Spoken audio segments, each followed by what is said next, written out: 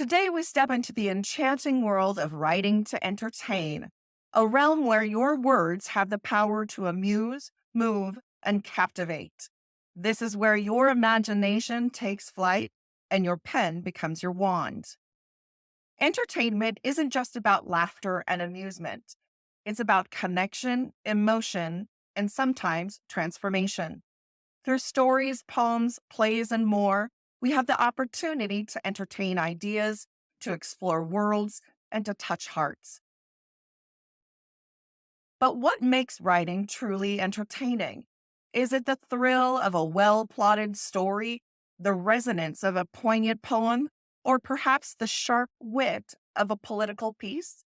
The answer is this varies as the forms of writing themselves. In this section, we'll dive into the art and craft of creating pieces that entertain.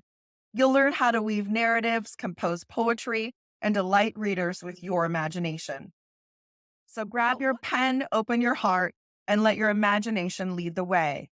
Your words have the power to entertain, to enlighten, and to inspire. Let's begin.